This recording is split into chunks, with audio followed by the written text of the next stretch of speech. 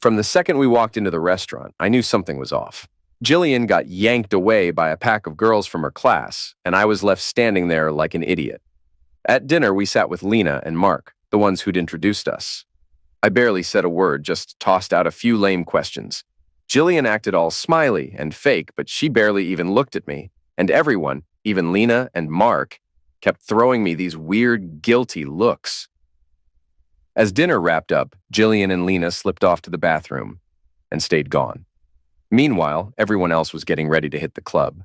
I found Mark hanging back and walked up to him. "Yo, Mark, what's going on, man?" I asked, trying to keep it chill. Mark flinched when I touched his shoulder. "Dunno what you mean, Greg."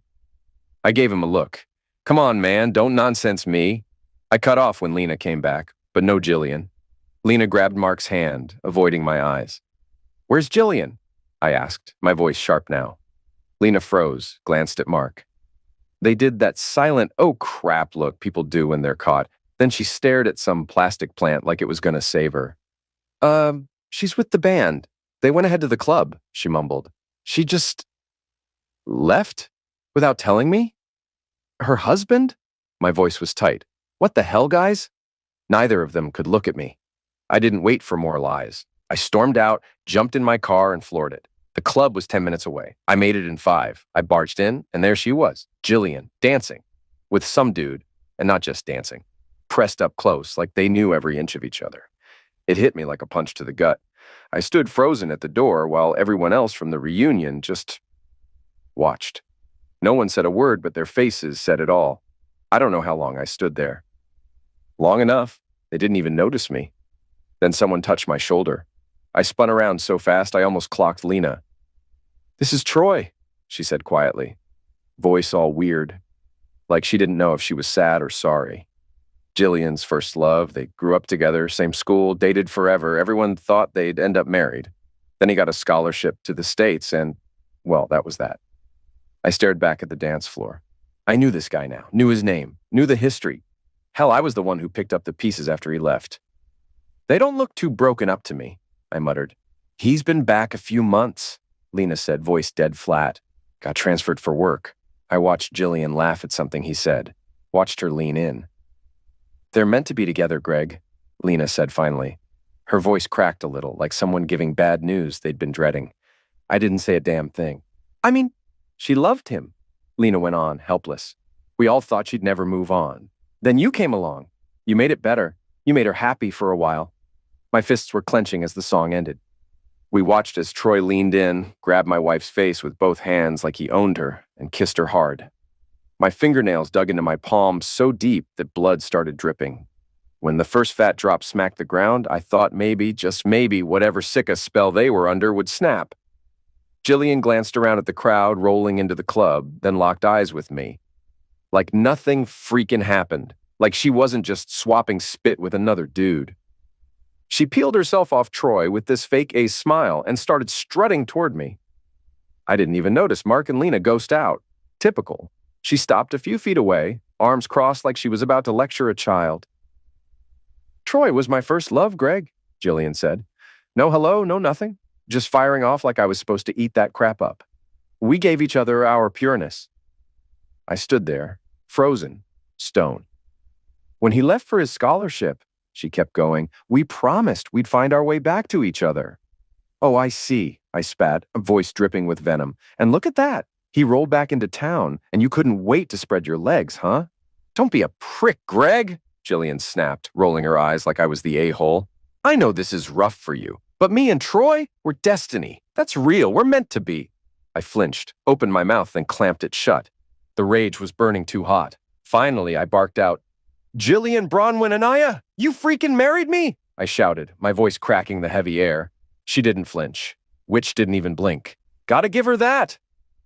"I'm sorry, Greg," she said with this fake softness in her tone. "Really? But we got a divorce? Troy and me, we're getting married, gonna start a family? And what the F have I been?" I snapped, voice booming now, pulling stares from every goddamn corner. "Just a warm body to fill your bed until the real thing wandered back into town?" I saw the bouncers shift, like they were ready if this went sideways. I clocked some dude creeping closer too, maybe some wannabe hero. You were never, Jillian started, then bit her tongue. She regrouped, voice low and cold. Look, Greg, I loved you, sure, but it ain't the same. It was never this with you. You ain't Troy. Just then, Troy swaggered up like he owned the damn floor, throwing his arm around her shoulders like he just sealed the deal. You Greg? He asked, voice full of fake sympathy. That's Gregory to you, peckerhead, I shot back, loud enough for people at the bar to turn. Troy nodded slow, smirking. All right, chill. I get it, you're mad. I mean, I'm taking your girl and all. He shrugged like he just stole my beer, not my freaking life. We've been sleeping since I got back, just so you know. He paused, watching my face crumble. Jillian's smile died right then. She hadn't wanted that part to leak. Troy, being the dumb F he was, only realized too late how bad he'd screwed her. He pushed Jillian behind him like I was about to swing. Listen, man, Troy said, trying to sound all peacemaker now. I'm sorry you found out like this. Crap happens. Jillian said you've been a real good husband, way better than I could have been when I was gone. We got a lot of mutual friends. Would be nice if we kept crap civil. Not for freaking long, I growled, cutting my eyes from Jillian to him so sharp it made him take a step back. He opened his mouth, but I steamrolled him. So let me get this straight, I said, voice cutting cold through the thudding bass. Like magic, the music died, my words slicing the silence clean. You two had your little teenage fairy tale, promised to wait for each other. Boo freaking who? Meanwhile, Jillian here meets me, marries me, plays the good little wifey for a few years. I scanned the room. Everyone had their necks craned, silent, breathless. And now what? Loverboy floats back into town and you drop your underwear so fast you nearly trip. They gave these weak-A nods. Every damn friend we have new, huh? Judging by all the guilty A looks flying around here tonight. And now, here we are. Me, finding out like a goddamn idiot at the club. Watching my best friend spit in my face. Greg, it wasn't supposed to be like this. Jillian tried, her voice quivering. Wasn't supposed to be what, Jillian? I barked, making her jump. All week, you've been giggling and acting like a little high school girl, ignoring me every second you could. And tonight, dragging me here, then ditching me at the door like I was your goddamn Uber driver. Also, you could pull this public freaking execution? Hey, Troy piped up. Shut your damn mouth, Romeo, I snarled. Your soulmate here, she's just a cheap lying hooker. And you're nothing but a sad old flame who couldn't get laid without stealing another man's wife. Troy's jaw flexed, fists clenching, but he didn't move. Look, Greg, he tried again, trying to snatch back the narrative. We know this sucks. Feelings are flying everywhere. But me and Jillian, it's real. We love each other. We're getting married. I let out a laugh, cold, hollow. Of course you are. Jillian jumped in like she could clean this dumpster fire up. Gregory, she corrected herself fast when she saw the death glare I gave her. This is just the way it's gotta be. Quick and clean. It'll sting now, but you'll thank us later. You're still young. You'll find somebody better suited for you. My eye twitched, just a little, but it was enough. Jillian saw it and went even paler, like a damn ghost. The whole room stayed dead silent, like everyone forgot how to breathe. Troy must have felt the shift too, because he cleared his throat, trying to play it cool. Look, Gregory, he said, voice all fake smooth. I get it's a tough pill to swallow. But honestly, you should just bounce, man. Everybody here knows Jillian and me. We're the real deal. Hate to break it to you, but you're just the third wheel now. I smiled, a slow, mean A smile. Half the room shuffled like they were ready to bolt. On that, I said, real calm, we actually damn agree. Troy grinned like a goddamn idiot, thinking I was rolling over. Good, he said, nodding like a bobblehead. Now that it's all out in the open, Jillian and I, we'll steer clear your place this weekend and next week, so you can pack your crap and move out. Move out? I asked, tilting my head. Real slow, like a dog hearing a weird noise. Troy gulped, realizing he stepped on a landmine. Well, it's Jillian's house, man. I see, I said, my voice dropping lower, my eyes narrowing into two slits. Jillian piped up, voice all fake sweet, but shaking underneath. Gregory, she said, dragging my full name out like it tasted bad. We just figured it'd be easier if you moved out. The house, it's perfect for me and Troy to start our family. And honestly, it's way too big for you anyway. We're trying to be practical. I see, I repeated, stretching it out like venom slipping off my tongue. Nobody said crap. The silence was so thick you could choke on it. Even when the DJ, finally realizing the music had been dead too long, kicked another beat on, nobody moved, nobody danced. Everyone just kept watching the wreck unfold. Troy, feeling the heat, tried to step up, talking louder like he could wrestle back control. "Look, Gregory," he said, puffing up his chest like a clown. "It is what it is, man. Don't take it personal. Crap happens. We're just trying to handle this like adults." He held out his hand toward me, like I was supposed to shake it. I looked down at his hand, then back at his face. He yanked it away fast. If he could see inside my head, he'd see me chopping that hand off and stuffing it somewhere dark. Time to bounce. I turned and walked out. Nobody stopped me. The bouncers at the door just opened up and let me through. Once I was outside, door shut, noise fading behind me, one of them asked, "You good, man?" They'd seen it all. "Not really," I said, "but it's fine." The other one smirked. "If you want to go back in and break that guy's face, we could maybe take our time pulling you off." I laughed. They laughed too. "Sounds fun," I said, "but nah, I don't need that kind of help." They nodded. Respect. Then the first guy said, "Seen some ugly crap working clubs, man, but that was cold. Sorry, bro." I waved it off. "Don't sweat it. I'm heading home." The second guy grinned. "Change the locks, man. Don't let that witch back in till you gotta." I raised an eyebrow, smiled a bit. We shot the crap for another minute. Then I shook their hands and rolled out. On the way home, I hit Bunnings. They were still open. Grabbed new locks, deadbolts, boxes, tape. The works. Back home, I got to it, swapped the locks, built boxes, packed up all Jillian's crap. I didn't even stop to think too much, just kept moving.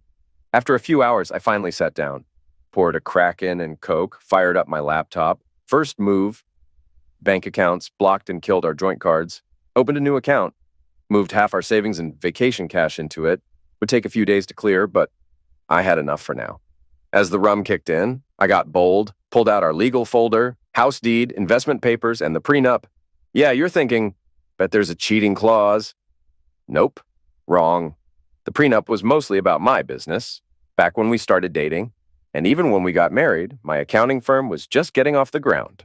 I had good people giving me advice. Made sure the company stayed 100% mine, no matter what. Jillian signed off without a fight. Probably knew deep down she might screw me one day. Just didn't realize how bad it hit her. I crashed hard that night, barely slept. Tossed around till the sun came up, drove around till I found this badass Asian fusion cafe. Best damn coffee I'd had in months. Ate. Sat there with my notebook, drafting a letter to Mike, my buddy at one of the firms we worked with. Told him everything, straight up. He called me half an hour later, voice full of what the F. I laid it out cold, no drama, just facts. He said he'd get the papers ready first thing Monday. He'd hook me up with a good divorce lawyer, too.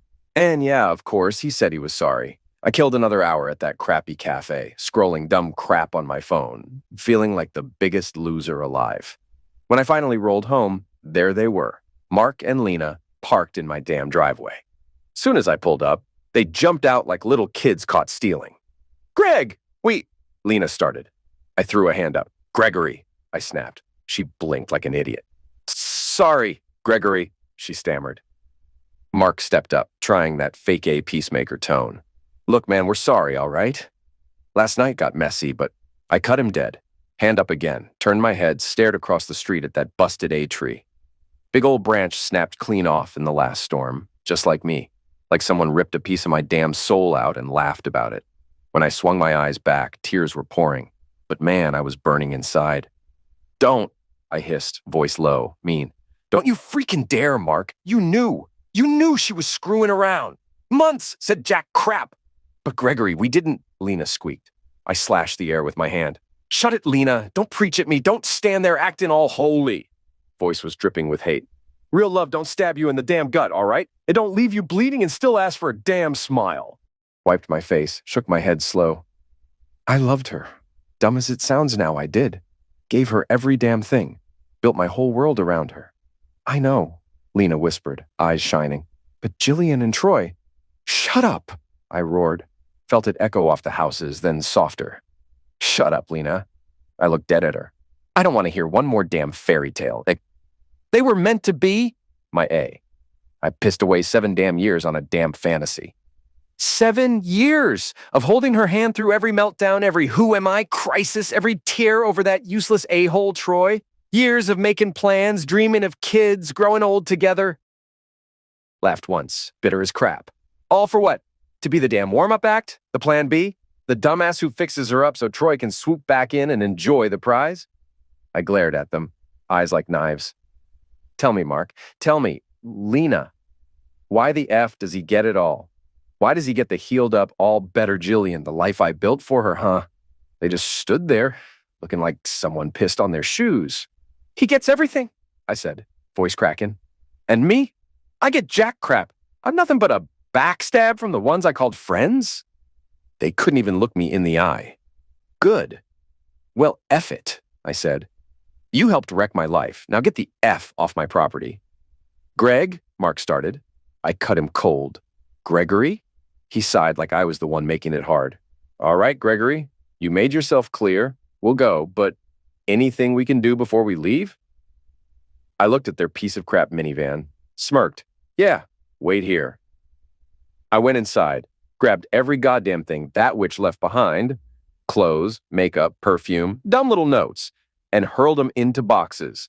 Didn't pack nice, didn't give a damn. Crap broke? Good. Dragged the boxes out one by one, tossed them right in front of Mark and Lena like they were the trash men. Heard stuff crack inside. Didn't care. Since you're here, I said, voice cold as ice, take this crap to her new love nest. Tell that hooker she don't gotta come sniffing around here no more. Lena looked like she wanted to say something, so of course she did. But Jillian said she needs the house and you're moving out, she mumbled. I laughed so hard it came out a bark. The house? The F she does. It ain't hers. Ain't mine either. It's the bank's. Let her fight them. I'm out soon anyway. And when I am, she's screwed. Lena tried again, voice all shaky. You didn't even fight for her. I stepped in close, real close. What? You think I'm some pathetic puppy? She chose him. She screwed him. She lied to me for years. You think I'm gonna beg? F that. She deserves every ounce of pain coming her way. No one spoke after that. They loaded the boxes like guilty little thieves. I just stood there watching them, watching the last pathetic strings of my old life get hauled off in a crappy minivan. Maybe they felt bad. Maybe not. Didn't damn matter. They were gone. Just like she was. And good riddance. That night I got drunk and cried like a damn kid. Then I got mad and smashed my fist into the wall. Broke the vase me and Jillian bought on our first anniversary. After that, I lost it. Trashed the whole living room. If I could lift it, I threw it. If I couldn't, I broke it. I wrecked the walls too. Punched so many holes, the place looked like a war zone. Even dented the fridge real good. Next morning, I woke up wrecked. Head pounding. Hands busted up. Cuts all over my arms and legs. Wrapped my hands the best I could, but I knew I'd need a doc. Looked around the house. The living room was wrecked. Broken chairs, shattered table, cracked TV. Hallway full of busted drywall. Kitchen cabinet doors ripped off. Fridge had 3 fat dents. I remembered how damn good it felt smashing it. Found some old orange juice in the fridge. Downed a couple Panadols with a gulp of it. After a while, the headache eased a bit. I slumped onto the floor and stared at the mess. Whole day was a blur after that. Dragged myself to the doctor. Both hands. Hairline fractures, bandages, no casts, just rest. I got a few texts from people like Mark and Lena. Ignored them all. Went to bed that night feeling nothing but empty. Monday morning, back to work like nothing happened. Walked in like normal. Checked emails. Prepped for the weekly meeting. Around 8:30, Colleen, my receptionist, came in. She's been with me 3 years. Tough woman in her 50s. She pulled up a chair and sat down. Bad weekend, huh? She said, looking at my wrapped hands and busted face. I hadn't said a rude word to her ever, but right then, I couldn't even fake it. She sighed deep. I'm real sorry, Greg, she said low. Want to tell me what happened? I stared at the screen for a second, then turned to her. Jillian dumped me for her real soulmate, I said, voice dead flat. What? She snapped, eyes wide. No way, you're messing with me. I held up my bandaged hands, shook my head, eyes stinging. It's true, I said. We went to this reunion Friday. Turns out the whole damn group knew what was coming. Even Mark and Lena knew she was sneaking around for months. They all just set me up to watch it happen. Saying it out loud broke me. I lost it, full on sobbing. Colleen came around the desk, hugged me tight like a mom would. Between gasps, I told her about getting drunk, trashing the house, going to the doctor. By the time 9 o'clock rolled around, we cleaned ourselves up. Colleen led the team into the meeting room. I followed. "Hope everyone had a good weekend," I said, voice even. Room was stiff. A few nods, a lot of awkward glances. "This week," I started, but Colleen cut me off. "I'm sorry, Greg," she said, standing up, "but we can't just act like nothing happened." I stopped, looked at her.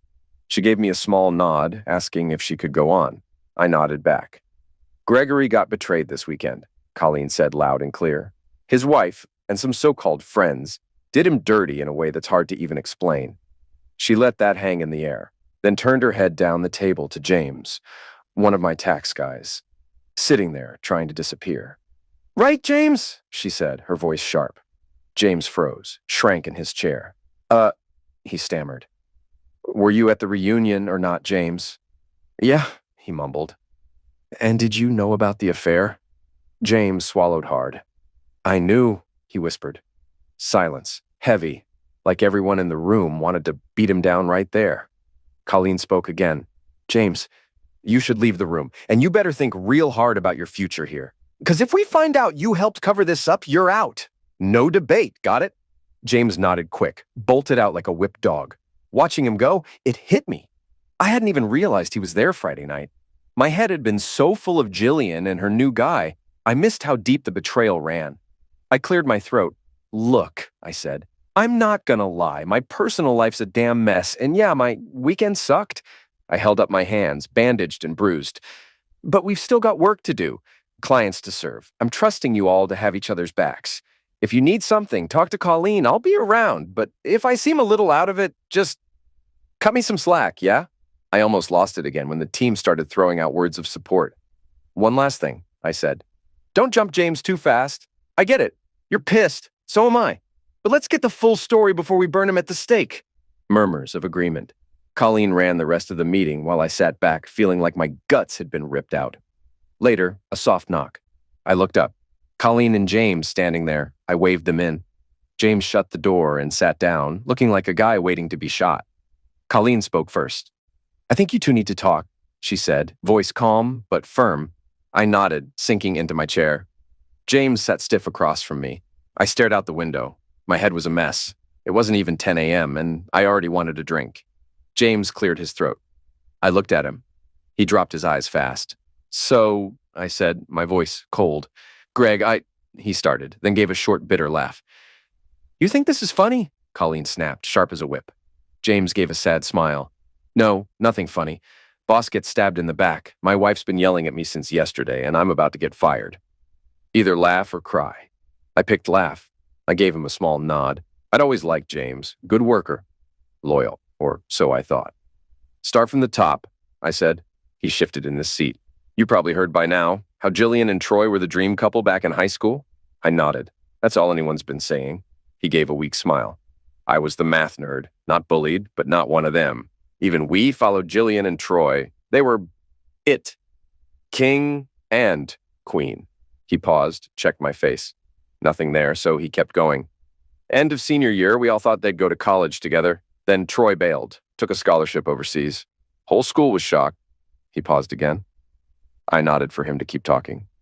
"They broke up right before graduation. Troy went to a few parties. Jillian disappeared. I saw her twice. She was wrecked." I stayed quiet. I remembered. She had cried on my shoulder more than once. That was how it all started between us. James cleared his throat. "I got my degree, married Sherry, landed a job here. When I found out you married Jillian, I thought, good for her. She seemed happy." He hesitated. "So when did you find out?" I asked, surprised at how steady I sounded. James looked guilty. "An hour before you showed up. Heard some whispers about Jillian leaving you that night. I was shocked. So was Sherry." I frowned. He sighed. "Before dinner, just a few knew. After dinner, everyone knew. Mark and Lena pulled Sherry and me aside. Told us Jillian had made her choice. You were out." My fists tightened. "Mark also told me," James added, "that if I said anything to you, I'd regret it. He said if we couldn't shut up, we better leave." I finally looked him in the eye. He was hurting too. Red ears, wet eyes. "Sorry, Greg. We didn't even stay for dinner. Sherry wanted to back you up, but Mark and a few others pushed us out." "James," I started. He held up a hand. Let me finish. I nodded. We didn't know what to do, so we went straight to the club. Wanted to be close if you needed us. What happened? I asked. We got blocked at the door. Some guys kept us away from you. After you left, Jillian gave a signal and they let us go. He shook his head, shame all over his face. We ran outside. You were gone. Stood out there for half an hour. He sighed again. Inside, the others laughed, drank, partied like nothing happened. Sherry and I were treated like dirt. He swallowed hard. I'm sorry, Greg, but they planned this for months. Heard talk that Jillian and Troy were already setting up a wedding. James looked down, hands twisted in his lap. We didn't sleep that night. We fought. Even though we agreed, it was sick what they did. He pulled a paper from his notebook and slid it over. I picked it up, a resignation letter. My notice, James said, voice low. It was signed and dated yesterday. James, I started, but he cut me off. No, Greg, it's right. You deserve better. I couldn't help you. I don't want you seeing me every day and thinking about that night. For a second, we just sat there. I looked down at his letter, then laughed, a rough bark more than a real laugh. Colleen and James stared at me. I grabbed the paper, folded it, and ripped it in half. Your notice is rejected, I said flat. James blinked. What? Why? First of all, I said, my friends call me Greg. After what you told me, you're a friend. You tried to help. They boxed you out. And you're here now, trying to make it right. James opened his mouth, but nothing came out. I'm hurt, I said, voice tight. I'm pissed. I want blood. But I'm not stupid. You got caught in it too. James nodded, tears in his eyes. Sherry and I just wanted to do the right thing. I know, I said, and that's why you're staying, both of you. We sat there another half hour, talking it out. Then we went back to the team and explained. I told everyone what James went through. You could see the anger leave the room. Sly smiles started to show. The rest of the week, I buried myself in work, handled the fallout, and got the divorce moving. Didn't even have to file first. Jillian beat me to it. Probably thought she could spin it her way. Didn't matter. Mike and Sally made sure infidelity was stamped all over the paperwork. After she got served, Jillian blew up my phone. Texts, calls, I didn't block her. I just didn't answer. I spent my days locking down bank accounts, canceling cards, freezing anything she could touch. Colleen showed up Tuesday night. Walked through my wrecked house. Tears ran down her face as she looked around like it was a damn crime scene. By Wednesday, she had called the insurance, set up damage reports and cleanup crews. She was a machine.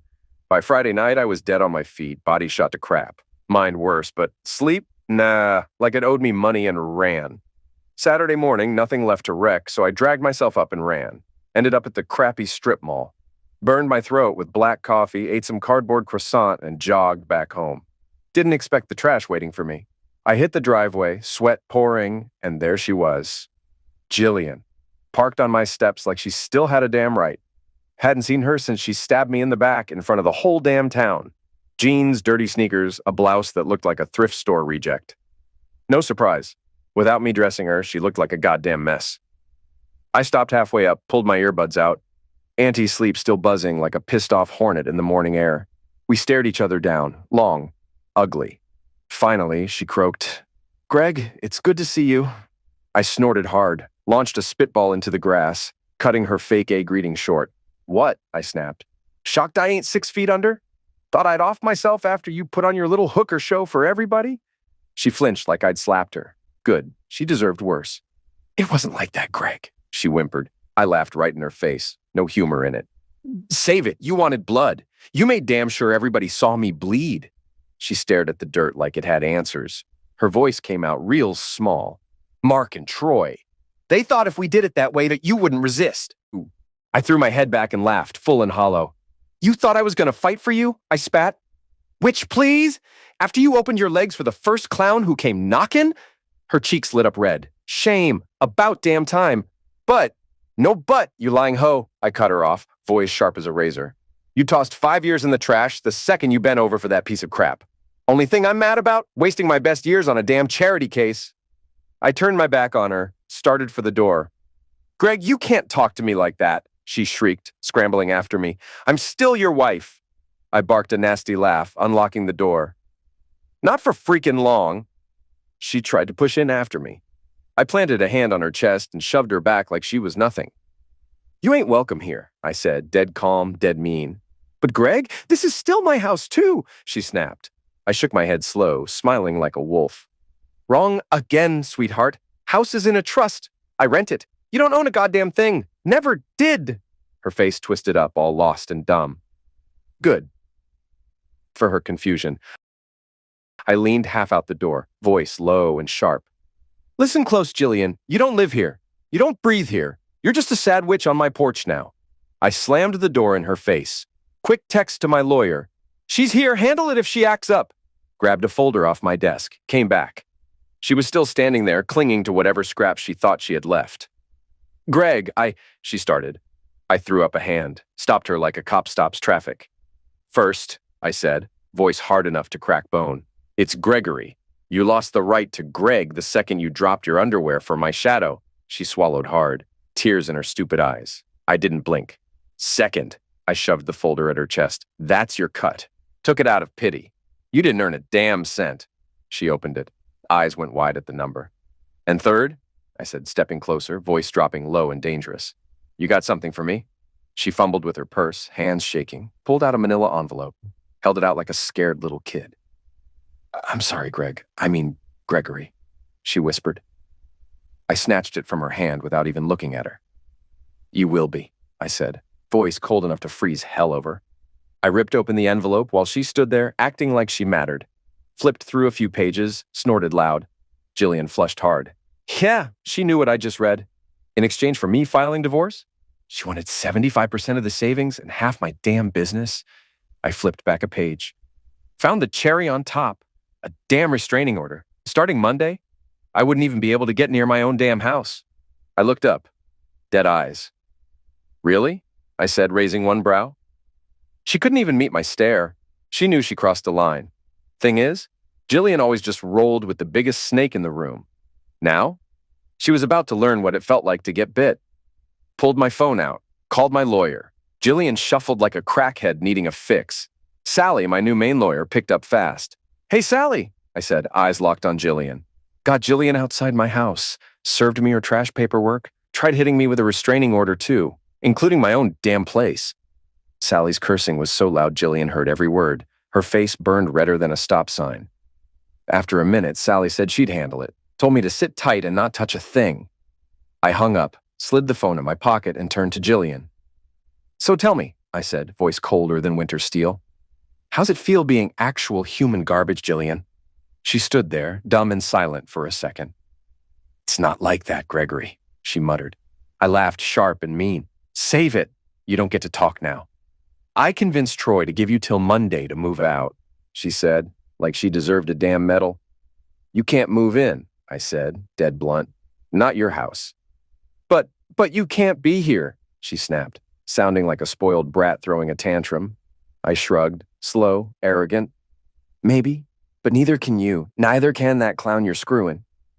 I leaned in. Time to go, Jillian. I'd say good luck, but I'd rather wish you hell. Her lip quivered. Do you hate me that much? She whispered, eyeing my bandaged hands but keeping her mouth shut. I laughed, low and cruel. You really got the balls to ask that after handing me this nonsense? I said, waving the paperwork in her face like a dirty rag. She just stood there, shoulders sagging. Jillian, I said, voice dropping even colder. You were my whole damn world, my best friend, my only real one. I stepped closer. She shrank back. And in one shot, you flushed it, treated me like dirt under your shoe. I crossed my arms over my taped chest. You ain't crap to me now, I hissed. Nothing but trash I should have kicked to the curb years ago. She gasped like she'd been hit. Too damn bad. I kept going. So, tell me, I said, voice dripping hate. When you stuck the knife in my back, was it before or after you started screwing that clown? Her eyes went wide. She shook all over. I hoped, she started, trying to sound human again. Gregory, you're right. We had good years. The restraining order's just till things cool off. Mark, Lena, Troy, and me, we hope someday we can be friends again. I barked out a sick laugh. Friends? I snapped, laughing harder. Savage.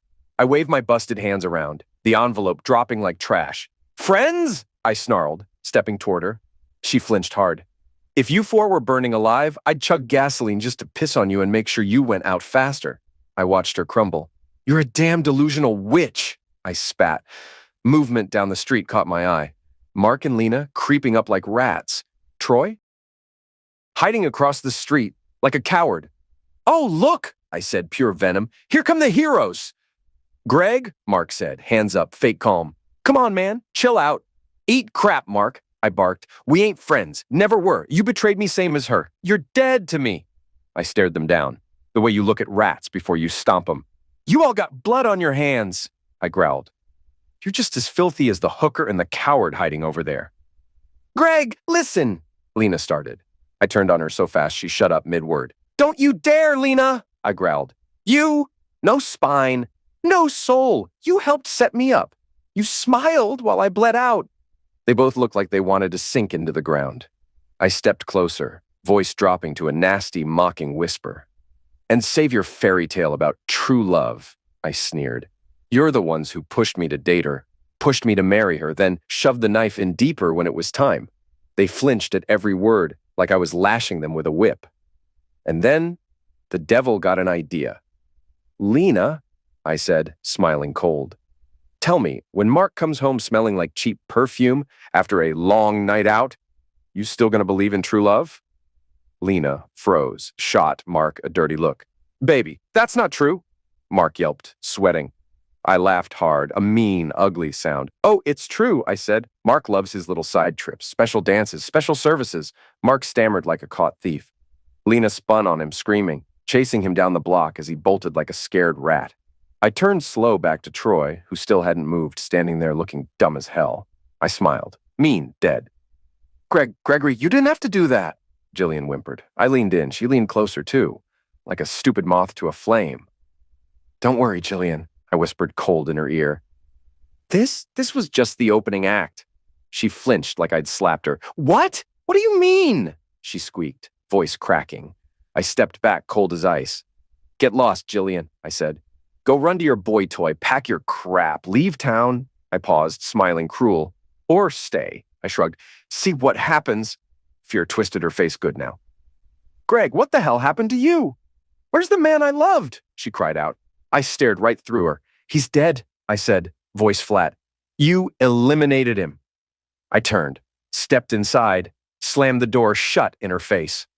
A low, nasty chuckle rumbled from my chest, the kind you only hear from villains right before the world burns. 10 minutes later, I checked outside.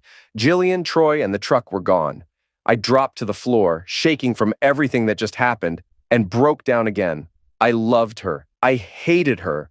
I wanted her to hurt, to regret ever screwing me over. I sat there crying for what we used to be. Part of me still wanted her to come back, say sorry, beg forgiveness, spit out all the usual crap cheaters say. Deep down, I knew even if she did, it wouldn't matter. I'd never take her back, never trust a damn thing again. What we had was dead. The next month was pure hell. Lawyers, paperwork, splitting up the junk from our lives. At work, the crew had my back. Colleen hooked me up with a counselor. I saw him twice a week, trying to scrape myself together. I moved into a tiny apartment. No way I could keep living in that wrecked house. Colleen kept at it. Got crews in to clean the place, fixed the busted furniture and smashed walls. While I patched my life, Jillian fought for everything she could. First, the money. We had about $20K across a few accounts. She claimed over $15K was hers. Yeah, right. Then she tried to grab the house and the investment properties. Bad move. I already owned the house before we married. The properties were under a trust. She wasn't listed, no chance in hell. She hired some lawyers, probably paid by Troy. But they couldn't touch it. Watching her lose was the first good thing I'd felt in weeks. Next came furniture and jewelry. My lawyer made sure every piece of her crap, shoes, earrings, all of it, got boxed and delivered to her. Full inventory list, too. No excuses. Her last shot? She tried to grab half my business, claiming she helped build it, just because we were together when I started it. Sally, my lawyer, crushed that dream with the prenup, even threw in a little moral lecture just to twist the knife. End of the day, Jillian walked away with 10 grand, maybe enough to cover her idiot legal bills. I wasn't happy. Hell, no one wants to end like that. But knowing she walked out with nothing but her own nonsense was enough. I kept the house. I kept the rentals. I kept my company. Sally even got her to hand over her wedding and engagement rings.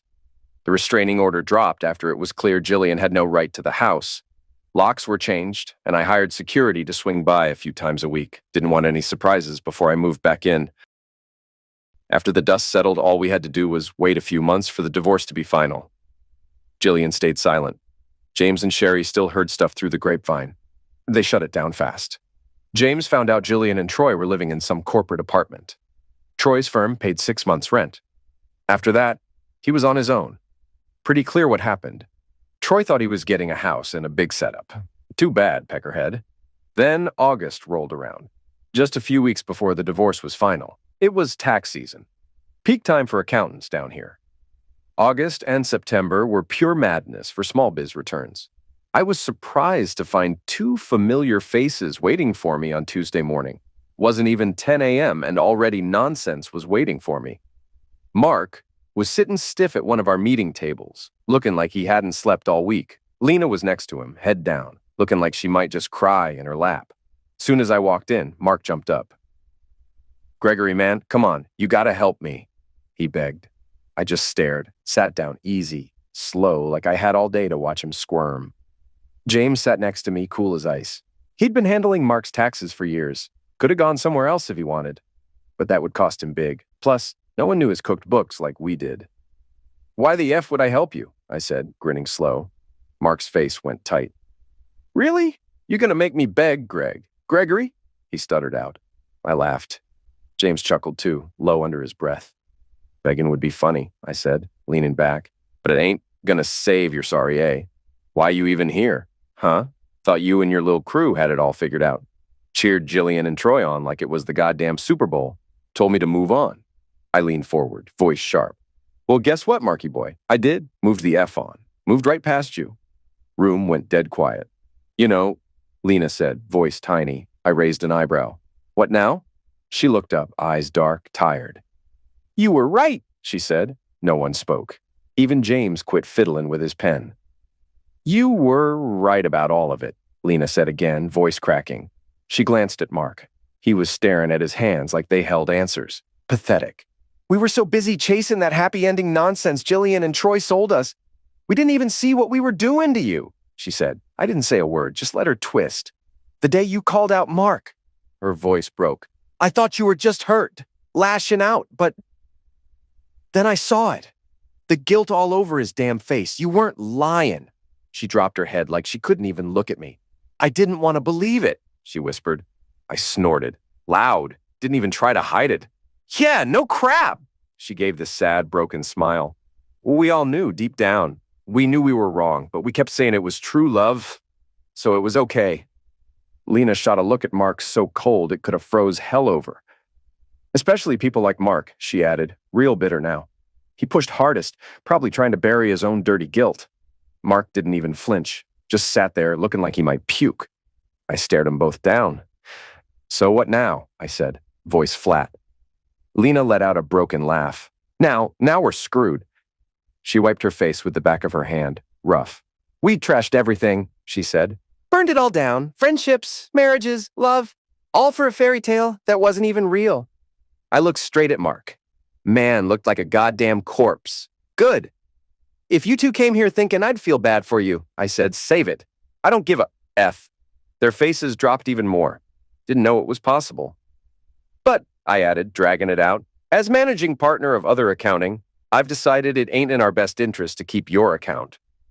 Mark's shoulders sank like a man who just heard a death sentence. "But," I said again, slow and cruel, "I ain't totally heartless." Mark looked up, desperate as hell. "I'll throw you a bone. James got a list of firms. Pick one, we'll dump your books on them." James slid a sheet across the table. Didn't even look at him. "You want one of them?" I said. "You call James. Otherwise, you're on your own." Mark grabbed the paper like it was a lifeline. "That's it," he croaked. "A recommendation? You're just cutting us off?" I smirked. "Yep." Shrugged like it meant nothing. "'Cause it didn't." "You backed a hooker and a cheat," I said. "You laughed at me, spat in my face. Now you get to eat the fallout. That's life, bud. Cause and damn effect." Didn't wait for them to speak. Didn't wait for another fake apology. I stood up, straightened my jacket, and walked the hell out. Left them sitting there in their own wreckage. Later, James told me they picked a new firm. Would get their crap wrapped up soon. Over the next month, it happened 3 more times. 3 more old classmates of Jillian's came crawling back, too late. I was cutting out anyone who backed her. Funny thing, though, I lost 4 clients, but picked up 6 new ones. People who hated what Jillian did and wanted to show they had my back. Not like my firm needed the extra work, but I didn't say no. August rolled into September. The final divorce papers came through. By then, I was back in my rebuilt house. My hands had healed. No more bandages, no more itching. I almost missed looking like I'd been through a war, but not the pain that came with it. The day the final papers arrived, Jillian called. I didn't pick up. She sent a text instead. "Goodbye, Gregory. I'm sorry." I stared at it, not sure what to feel. Did she mean it? Did I even care? The pain wasn't as sharp anymore. I was still pissed, yeah, but clear enough now to see it. If she could turn on me that easy, she was never really mine. That weekend, Colleen and half the office crashed my house for a BBQ. Totally uninvited. I was stunned. Over 24 people showed up, in and out all day. I must have hugged half of them. I was never alone. Colleen, James, Sherry, always someone by my side. At one point, I sat with a beer, watching little kids playing footy in the yard. Tears filled my eyes. Me and Jillian had dreamed of this once. Kids, family, gone now. I felt lips on my cheek. I jumped and turned. Sherry was there, smiling soft. "I get it, Greg," she said, squeezing my hand. "But don't lock your heart up. You still got a lot of people who love you." She hugged me tight. James joined, hand on my shoulder. Colleen, too. Others after. I cried that day. Hard, but not from shame. I was loved, still standing. Next week at work, people noticed. I smiled more, cracked jokes in the team meeting. I even stood up and thanked everyone. Gave special thanks to Colleen, James, and Sherry for dragging me out of a dark hole. That same week, we landed 3 big clients. 2 huge corporations needing audits. Word of mouth kept us growing. I threw myself into work. At night, I cooked, worked out, stuck to a good routine. I knew I had 2 choices, stay bitter or climb out. I chose to climb. 2 weeks after the BBQ, on a quiet Thursday night, I was cooking dinner, lamb cutlets and gnocchi with apple mustard sauce, when the doorbell rang. Wiping my hands, I answered it. There she was, a short blonde woman, nervous. Before I could say a word, she grabbed my shirt and kissed me hard. I froze. Then, feeling her soft lips and the hint of mint, I kissed her back, arms around her, hers around me. No idea how long it lasted. Seconds, minutes. Didn't matter. When she pulled back, she slapped me. Not hard, just enough to say, "Yeah, you deserve that." I stood blinking like an idiot. She looked sad, but kind. "Sorry, Gregory," she said, her voice low but firm. "Not the best hello." I tilted my head. "Sure," I said, waiting for an explanation. She smiled. Rebecca, I repeated. We stood there a second, awkward but not tense. "So, Rebecca," I said, half smiling, "what brings you here?" "You," she said, no hesitation. "Could have guessed from the kiss," I said. "But why exactly?" She gave a little grin, playful, like a kitten with a toy. "Because you need me," she said. "Maybe," I said, chuckling. "But you got to tell me why." "And," I added, "you kiss me, then slap me." "Bit confusing," she laughed, a real warm laugh. "Do you think I'm beautiful?" she asked. I nodded. "And gorgeous?" She blushed and dropped her eyes. "Thanks, Gregory." She sniffed the air. "Something smells good." I smiled and stepped back, letting her in. Something about her felt safe. I had to know what this was about. In the kitchen, I poured her a glass of red wine. She sat back, watching me as I finished dinner. Luckily, I had extra, made her a plate, sat beside her. "Our first date, and you're already ordering for me?" she teased. "A woman likes a man who knows what he wants," I shot back. She laughed again, real, deep, alive. She raised her glass. "To Gregory, a man who even wounded knows how to treat a lady." We clinked glasses and sipped. She tasted the food, eyes wide with delight. "Greg, this is amazing," she said. "Glad you like it," I said, tasting mine too. Nailed it. After a bit, I leaned back. "All right, no games, Rebecca. Who are you really, and why are you here?" She set her glass down, looking nervous now. "I stood outside for 20 minutes before knocking," she said. "Was scared." I nodded for her to go on. "I'm Colleen's niece," she said. I blinked, thinking. Then it hit me. Right, Rebecca. Last time I'd seen her, she was deep in a goth phase. Black hair, pale skin, piercings. She smiled, a little sad. Yeah, I was lost back then. Bad breakup. I nodded, remembering. He cheated, she said, voice soft. With 3 people, 2 girls and a guy. I nearly choked on my wine. What the hell? She laughed, sad but stronger now. Yeah, walked in on it at a party. She dropped her eyes. I ran, hid for months, then Colleen dragged me out. That's when I met you. I smiled. I remember. I offered you a coffee. Exactly, she said, laughing. Mocha with double chocolate. We said it at the same time and both laughed. You remember, she whispered. I do. She looked serious now. The slap, she said. I was at the BBQ, hugged you. You didn't even notice. I'm sorry, I said, voice thick. That day was a mess. It's okay, she said. I just kissed you and slapped you in my head. Tonight was the real thing. I looked at her and the memory hit. Those skinny arms around me, tight jeans, red top. You remember, she asked, real quiet. Sort of, I said. Rebecca nodded. Red shirt, blue jeans. That was me. She took a breath. I told Aunt Colleen I had a crush on you. She saw me hug you that day, told me to reach out. I chuckled. Did you plan on kissing me? Rebecca blushed. Honestly, didn't know if I'd have the guts, but when you opened the door, I just went for it. I reached out and took her hand. I'm glad you did, I said. Best thing that's happened to me in months. She smiled, and we talked for 3 hours straight. She helped clean up dinner. We moved to the couch with small glasses of port. I learned she was 28, just 4 years younger than me. She'd just finished a finance degree, liked all kinds of music, hated death metal. Left her goth phase behind, now working in accounts at a factory. She was close with her family. Parents still together after 30 years. Had a sister living in New Zealand. They talked now and then. Loved the beach, but stayed out of the sun because of her skin. Only 2 serious relationships before. The goth guy who cheated on her and one other. I told her about my own mess. My dad's end, fights with my family, and how Jillian's betrayal wrecked me, but also gave me a shot to start over. By the time she stood up to leave, it was almost 1 a.m. We both didn't want it to end, but she smiled and said, let's not rush. That night, for the first time in a long time, I slept smiling. She broke through all the walls Jillian had left behind, made me believe maybe someone could still care. Next morning, I walked into the office with that same smile, and everybody saw it. By lunch, Colleen had me trapped in the hallway. All right, Greg, spill it. Who is she? She demanded, grinning. Rebecca came by last night, I said. Colleen screamed with joy so loud the whole office heard. She grabbed me and pulled me into the kitchen. I told her about the kiss and the slap, about dinner, about talking till 1 a.m. She wiped away a happy tear. Greg, I'm so damn proud of you, she said. Even if nothing serious happens, seeing you smile again, worth it. Then she gave me a sly grin. But you and Becca? I think it's something real. I just know. I told her we'd been texting all day and had set up dinner for Friday night. Colleen was buzzing the whole day. Her good mood spread through the whole office. When Friday rolled around, I picked Rebecca up. Told her to dress up a bit. I wanted it to feel special. When she opened the door, my jaw dropped. Wow, I said. Batting way above my league. She laughed. Every time we meet, you forget how to say hello. Hello, beautiful, I said. She smiled and slipped her hand in mine. As we walked to my car, she stopped. This your ride? She asked, wide-eyed. Yep, I said, grinning. She stared. A 1967 Mustang GT. Gray body, black stripes. Loud, mean, perfect. I was surprised Jillian hadn't tried to fight me for it in the divorce. Maybe she knew better.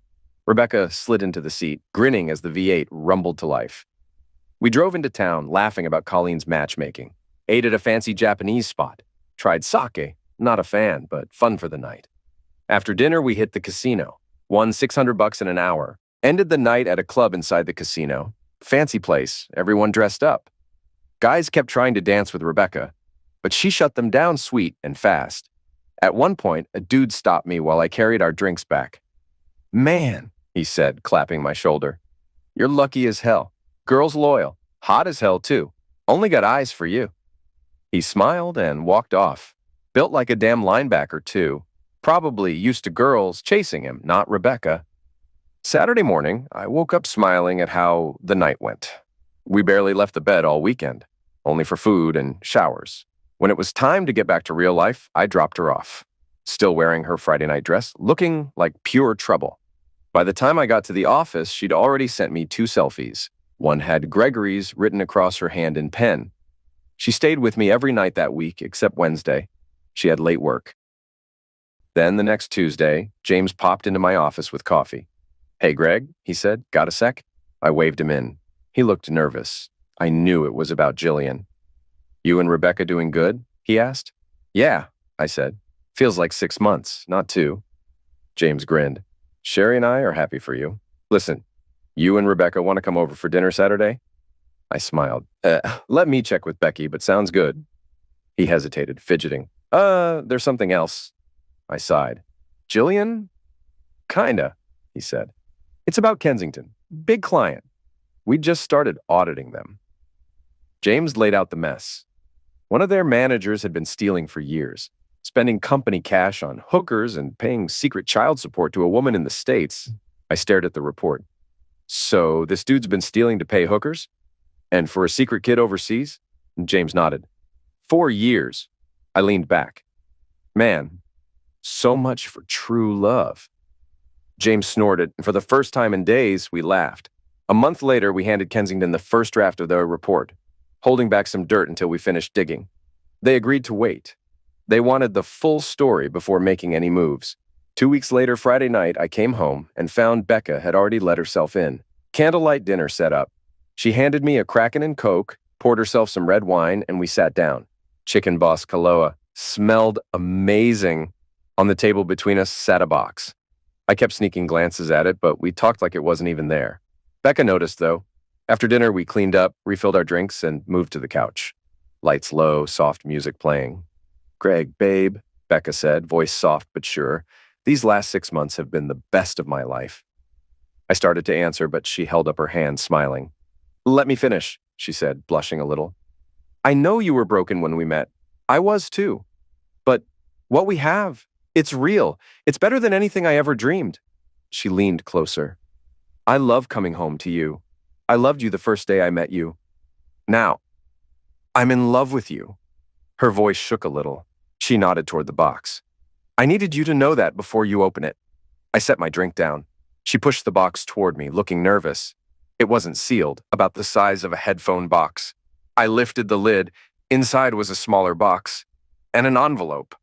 I looked at her. She nodded. I opened the letter. "Gregory, inside this box is the ring you bought last week. I found it by accident while cleaning when you were in the shower. I didn't open it, I swear. I just really hope you will. And I hope you'll ask me to marry you. I love you so much. Forever, Rebecca. P.S. Love you, love you, love you." I looked at her, hope written all over her face. "I love you too," I croaked out, voice thick. I opened the second box, tissue paper inside. Then, the ring box, the one I'd picked out. Simple gold band, single diamond. "I didn't peek," Becca said fast. "I wanted to, but I didn't." I nodded, got up, and dropped to one knee. Her breath caught. "Rebecca Brown," I said, my voice shaking. "The day you showed up, you changed everything. Before that kiss, I thought I was dead inside. You brought me back. You made me believe again." She started crying. "In this whole world, there's no one I want more than you. You make me better.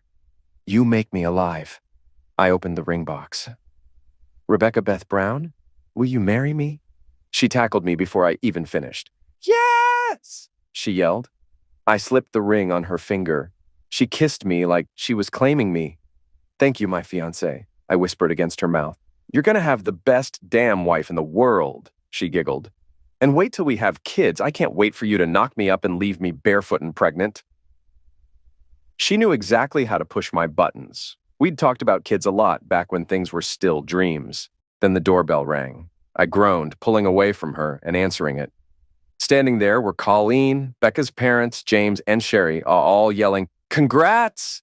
Becca wrapped her arms around my waist, grinning up at me. "Surprise, babe," she whispered. "Last one tonight, promise." We let everyone in.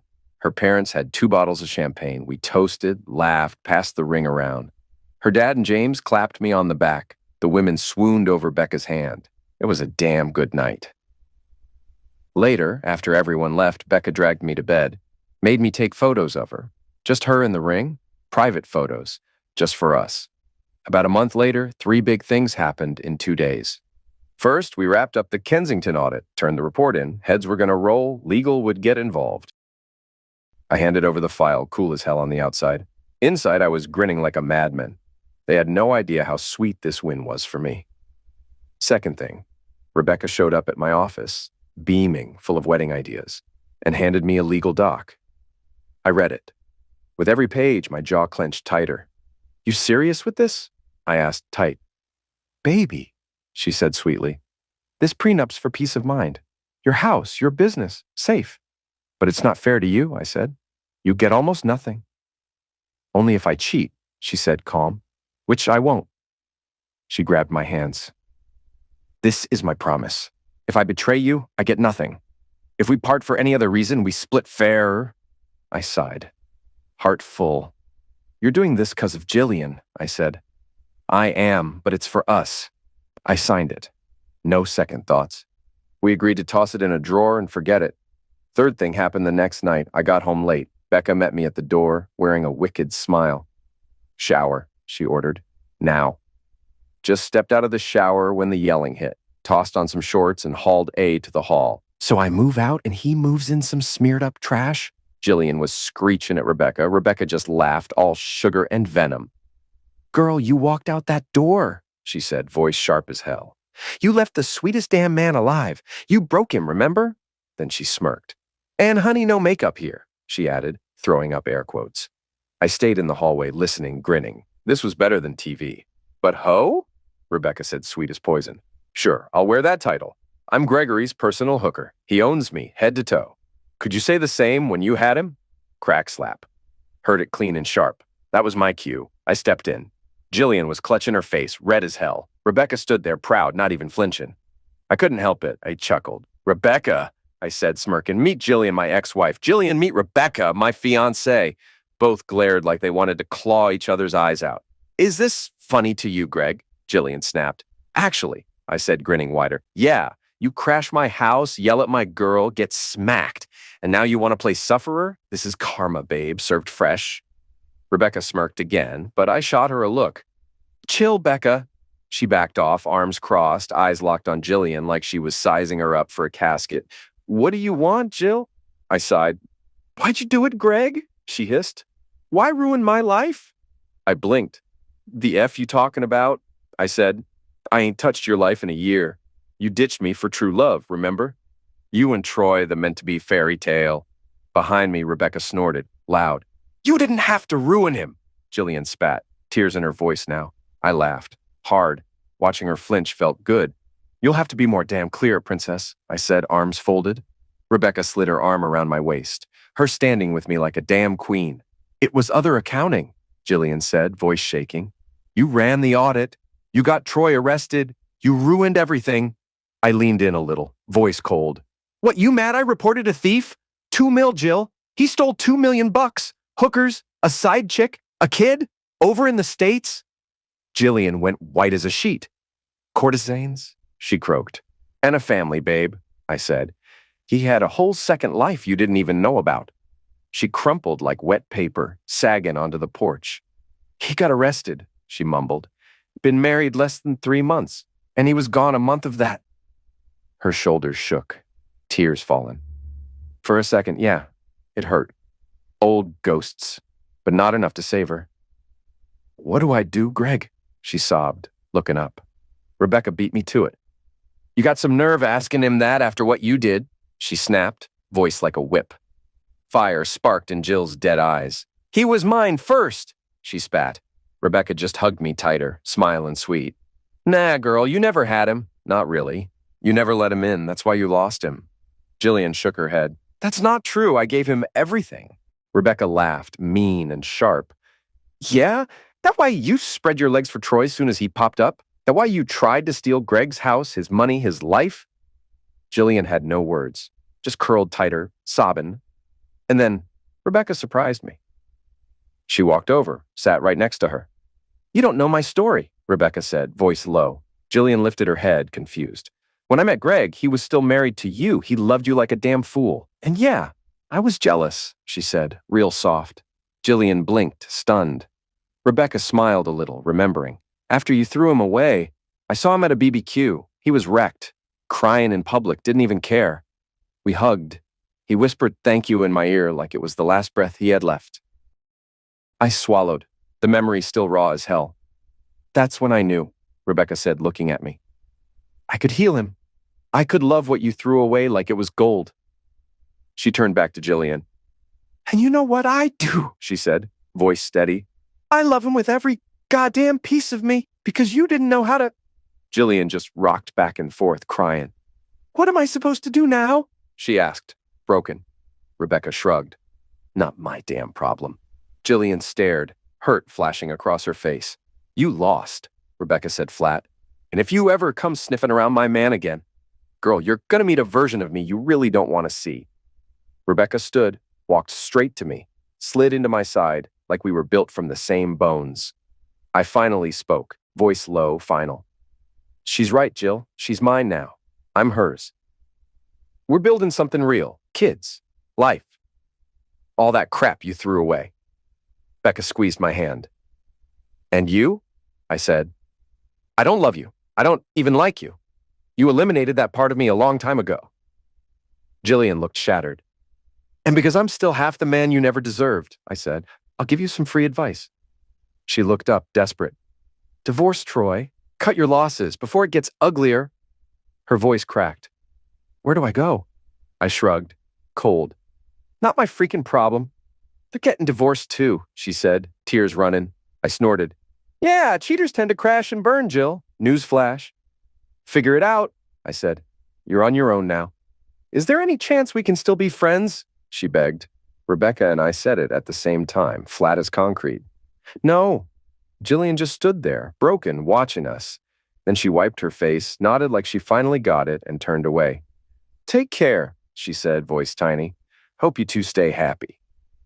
Without another word, she walked to her car, gave us one last sad look, and drove out our lives for good. Over the next month, more dirt about Troy hit the news. Our audit that busted him made the front pages. By the end of the year, we had twice the work and had to almost double the staff. Rebecca and I got married in a small ceremony with family and close friends. We honeymooned on the beaches up in North Queensland. Warm sand, blue skies, no worries. When we got home, life settled in easy. Work, laughs, late nights, dreaming about what came next. We started talking about kids. One night, Rebecca smiled and said, No more birth control. Let's just see what happens. 9 months later, Sarah was born. Less than 2 years after that, we had twins, Henry and Peter. Then, our little surprise, Bridget. After Bridget, we decided 4 was plenty. I went and got snipped. The years after that were better than anything I ever dared to hope for. We had the usual fights, the stress, the mess. But love? Love built the walls of our house. And it never once cracked.